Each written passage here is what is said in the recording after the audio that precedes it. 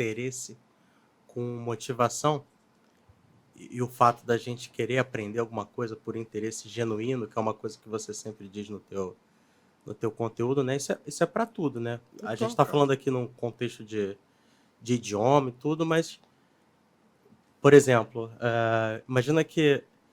E o caminho inverso também funciona no sentido de... Você tem...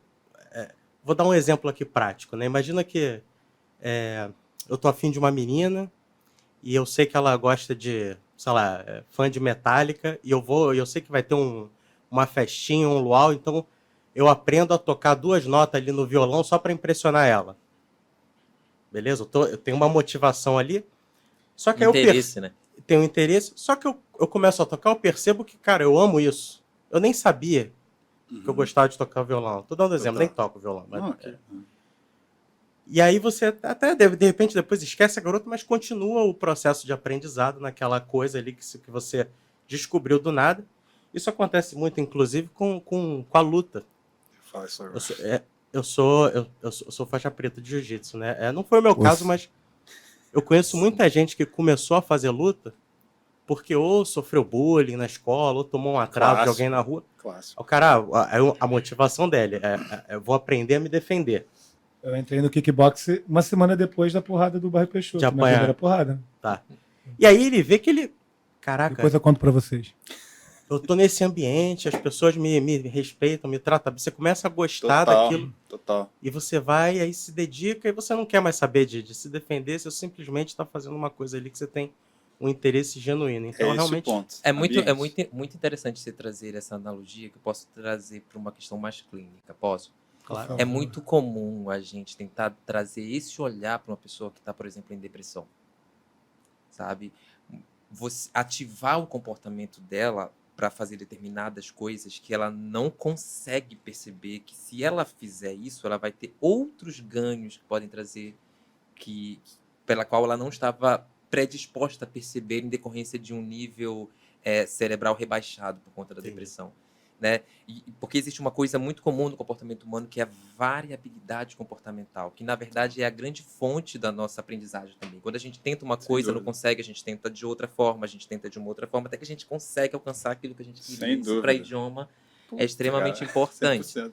Entende? E aí, quando a pessoa está deprimida, ela não consegue ver essa possibilidade de variar o comportamento para obter alguma aquisição comportamental, né? E aí, muitas vezes, a gente insiste nessa ativação comportamental, ela entra em contato com isso e aí adiciona esse comportamento ou essa outra, ou uma variação desse comportamento dentro do repertório dela. Mas você diz, então, da pessoa se colocar, de repente, numa situação que para ela pode ser de desconforto, tipo, de começar a fazer uma coisa nova ali. Exatamente. E de repente isso. ela vê que, pô, eu gosto disso. Nem sabia. Nem sabia. É nesse sentido. Nesse sentido. Porque a pessoa, quando ela está em depressão, ela não consegue perceber que isso vai gerar algo bom. Que é uma questão de recurso dopaminérgico, né? A dopamina, ela é um neurotransmissor que sinaliza uma recompensa. E como a pessoa depressiva, ela está com problemas dopaminérgicos, embora a gente hoje...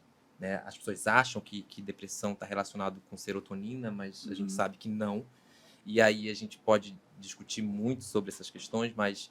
A gente vai entrar em dopamina e serotonina agora? Não, é só para falar que por conta da depressão, esse sistema de perceber que eu posso ter um ganho agindo daquela forma é muito deficitário. Que fala com a questão do learning helplessness. Você estava falando. Essa questão do meu comportamento não vai gerar mudança no ambiente. Então eu não me comporto. Não adianta eu fazer qualquer coisa que isso não vai dar resultado nenhum. Isso é um desamparo aprendido, que a gente chama, que é a pesquisa básica da depressão em laboratório. É isso. Entendi. E aí a gente, como terapeuta, diz, não vá lá, faça. Experimente, e aí depois a gente vê o resultado disso no teu corpo. E muitas vezes a pessoa vai lá e consegue perceber algum ganho naquilo e repete aquilo porque foi bom para a interação dela. Né? E aí a gente diz que aprendeu aquilo através do comportamento, da mudança comportamental. Tem 2 coisas que o pessoal fala muito disso, cara, que é a terapia de exposição. né? Você lentamente aumentar o nível de exposição a essa coisa que você ou tem muito medo, ou que você acha que é relevante, tal, até você entender que não, realmente é possível, eu consigo. Mas você não vai de 0 a 100. Você vai de 0 a 5, 0 a 10, né? Por aí vai.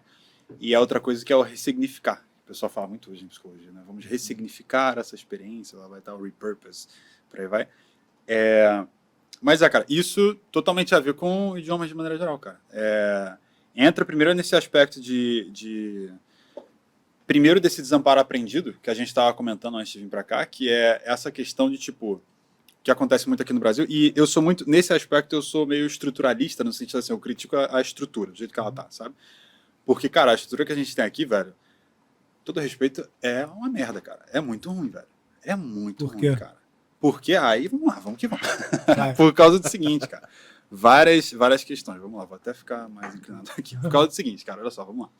Primeiro, existe toda essa, eu diria assim, essa ignorância no sentido de estar ignorando ativamente as necessidades individuais de cada um, certo? Isso não é uma questão de curso, isso é uma questão de escolarização em massa.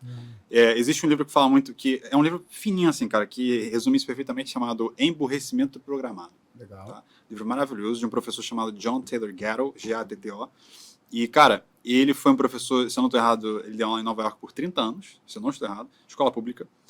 E, cara, depois de 30, ele simplesmente largou tudo, ele falou, cara, isso não dá certo, velho. No sentido de que toda vez que, ele cita isso no livro, logo no início, toda vez que eu tive alunos que brilhavam, que, tipo, ele descobria esse gosto pelo aprendizado, por mudar a própria vida, por experimentar coisas, por, sabe, ter essa autonomia, entendeu?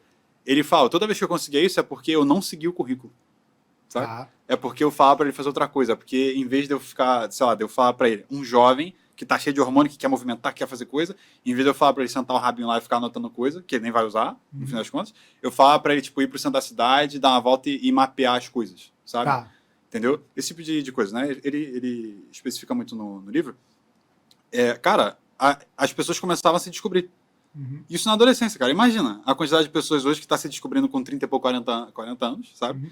E ele ajudava a galera a fazer isso com 14, 15, 16, entendeu? Tipo, eu fiquei andando várias vezes por lá e vi um cara que, porra, começou uma lojinha de não sei o quê. Gostei muito. Fiquei lá, comecei a trabalhar pro cara, falei, cara, eu gosto disso aqui, sabe? Legal. E aí uma outra garota que, pô, ela via, tipo... Eu acho que ele cita isso, tipo, era uma pintora. Ela viu aquilo, ela viu aquele processo e falou, caramba, isso deve ser muito legal. Ela tentou, se descobriu, tá ligado? Mas por exposição. Exposição às coisas, aprendizado, no fim das contas, né? Então, assim, voltando para a questão da estrutura, existe mega essa negligência de, tipo assim, você tem que se adaptar à nossa metodologia, não é ela que se adapta a você. Isso é criminal, velho, sabe? Isso é uma percepção muito que eu tenho dos cursos de inglês, né?